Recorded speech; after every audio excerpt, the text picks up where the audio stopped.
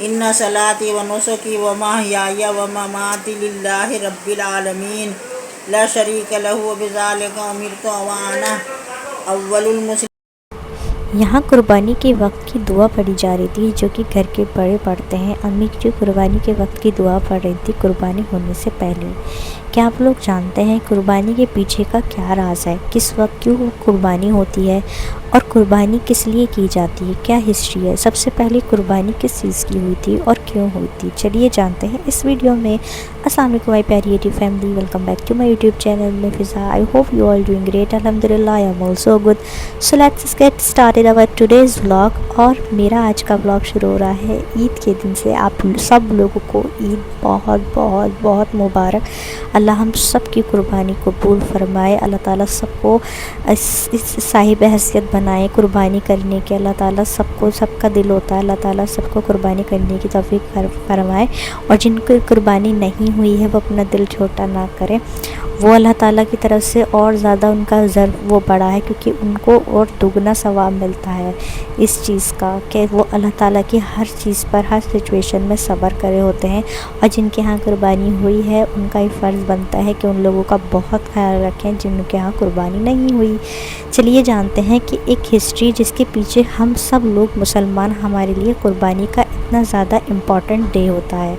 क्यों हम लोग कुर्बानी करते हैं, कुर्बानी के लिए इतना ज़्यादा हम क्यों सोचते हैं। सबसे पहले कुर्बानी किसने की होगी और किसकी की होगी। मैंने अपनी लास्ट वीडियो में ये बताया था कि हज़रत इब्राहीम अलैहिस्सलाम जो कि अल्लाह के नबी थे, वो अल्लाह की तरफ से उनकी बहुत आजमाइशें आती थीं। यानी अल्लाह ताला उन्हें वक्त वक्त पर आजमाते थे और वो इतने ज़्यादा अल्लाह ताला, मतलब वो हर चीज़ जो भी अल्लाह ताला उनको आजमाते थे वो अल्लाह ताला की हर आजमाइश पे खरे उतरते थे। इसी तरीके से एक बार उनको रात में ख्वाब आया। ख्वाब में उन्होंने देखा कि वो अपनी औलाद इस्माइल अलैहिस्सलाम को ज़िबा कर रहे हैं, यानी उसे मार रहे हैं। जब वो उठे, नबियों को जब ऐसे ख्वाब आते हैं तो वो ख्वाब ऐसे ही नहीं होते, वो अल्लाह की तरफ से वही होते हैं। फिर उन्होंने इस्माइल अलैहिस्सलाम को अपना ख्वाब बताया और कहा कि ये अल्लाह की तरफ से मेरे पे हुक्म आया है, बताओ मैं क्या करूं। तो इस्माइल अलैहिस्सलाम इस पे बोले कि अब्बा जान, आप अल्लाह का हुक्म पूरा करें, आप मेरे को।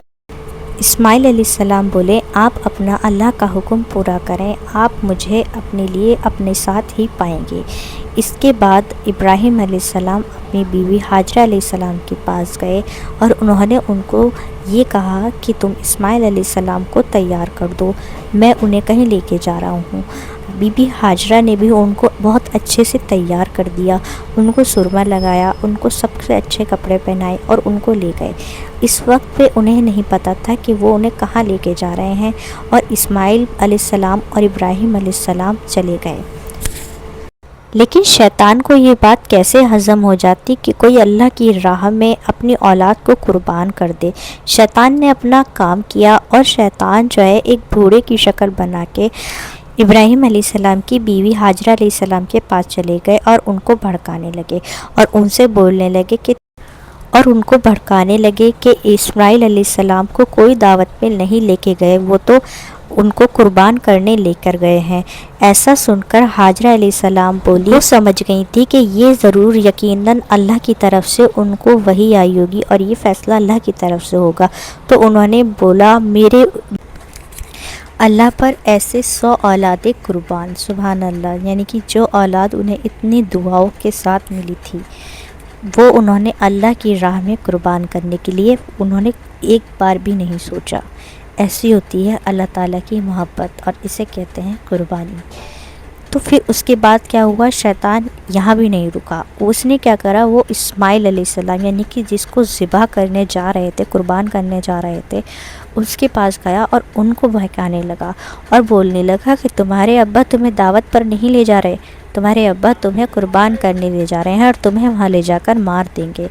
लेकिन इस्माइल अलैहिस्सलाम को तो ये सब कुछ पहले से पता था और वो बिल्कुल भी नहीं बहके और वो बोले, अगर ये अल्लाह ताला का हुक्म है तो मेरे लिए इससे ज़्यादा खुशनसीबी की बात और क्या होगी कि मैं अल्लाह के लिए कुर्बान हो जाऊँ।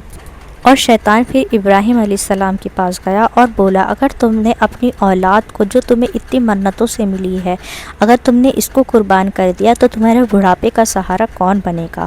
اس کے بعد ابراہیم علیہ السلام نے اس آس پاس جو پتھر پڑے ہوئے تھے وہ اس بوڑھے آدمی کو مارے، یعنی اس شیطان کو مارے ہیں۔ یہی وجہ ہے کہ حج میں جو ہے نا ایک کنکڑ مارے جاتے ہیں اور شیطان کو کنکڑ مارے جاتے ہیں، وہ یہی وجہ ہے، اس کے پیچھے یہی ہسٹری ہے کہ شیطان بہکانے آیا تھا، شیطان اپنا کام کرنے آیا تھا لیکن نہیں بہکا سکا تھا۔ اسی طریقے سے جب شیطان ہمیں بہکائے ہمیں اسے اس طریقے سے بھیجنا چاہیے کہ شیطان اپنا منہ لے کے واپس لوٹ جائے۔ اسماعیل علیہ السلام اپنے والد سے بولے کہ جب آپ مجھے ذبح کر رہے ہوں، مجھے قربان کر رہے ہوں تو میری پیشانی یعنی میرا چہرہ زمین کی طرف رکھ لیجئے گا تاکہ آپ مجھے نہ دیکھ سکیں اور آپ بالکل بھی رکے نہ، اللہ کے حکم سے بالکل بھی آپ جو ہے نا ڈگمگائے نہ۔ تو ابراہیم علیہ السلام نے بالکل ایسے ہی کرا، انہوں نے اپنے آنکھ پہ پٹی باندھ لی۔ اس کے بعد جب انہوں نے چھری اٹھائی اور ان کے گردن پر جیسے ہی چلائی تو وہ چھری چلی نہیں، اور انہوں نے دوبارہ جب وہ چھری چلائی تب بھی وہ نہیں چلی۔ جب انہوں نے دوبارہ چلائی وہ چھری تو وہاں پر ایک مینڈے کی آواز آئی، اور جب انہوں نے پٹی کھولی تو دیکھا اسماعیل علیہ السلام تو کہیں دور کھڑے ہوئے اسماعیل کر رہے تھے، یعنی خوشی سے مسکرا رہے تھے، اور وہاں پہ ایک مینڈا قربان ہوا پڑا ہوا تھا۔ اس کا مطلب یہ ہے کہ اللہ تعالیٰ نے ان کو صرف آزمایا کہ کیا کوئی اللہ کے لیے اپنی راہ میں، اور اللہ تعالیٰ کو ابراہیم علیہ السلام کی یہ ادا اتنی زیادہ پسند آئی کہ اس کو اللہ تعالیٰ نے قربانی قرار کر دیا گیا۔ یہی وجہ ہے کہ جب سب لوگ حج کرنے جاتے ہیں تو قربانی کرتے ہیں۔ اللہ تعالیٰ بے رحم نہیں ہے، اللہ تعالیٰ نے ان کی اولاد کو ان سے نہیں چھینا بلکہ جبرائیل علیہ السلام کو بھیج کر وہاں پر ایک دمبا رکھوا دیا، اور اللہ تعالیٰ صرف انہیں آزما رہا تھا۔ دیکھیے اللہ تعالیٰ بھی جس طریقے سے ہم قربانی کرتے ہیں، ہو سکتا ہے یہ ہماری آزمائش ہو۔ قربانی صرف اس لیے یہ نہیں کہ آپ کے پاس کتنے پیسے ہیں، آپ یہ سوچ کے کریں کہ آپ کے پیسے یہاں کم ہو جائے گا، یہاں پہ کمی آ جائے گی تو اگر آپ یہ لے کر آ جائیں گے۔ آپ یہ سوچیں کہ آپ زندگی بھر میں کتنے زیادہ ایسے کام کرتے ہیں جو ضروری نہیں بھی ہوتے، لیکن یہ ایک ایسا کام ہے جو ضروری ہے، جو اللہ کی راہ میں ہمیں کرنا چاہیے۔ تو قربانی ہمیشہ یہ سوچ کے کریں کہ یہ صرف قربانی نہیں، یہ آپ کی اور اللہ کی طرف سے محبت ہے کہ آپ اللہ کی راہ میں کیا قربان کر سکتے ہیں۔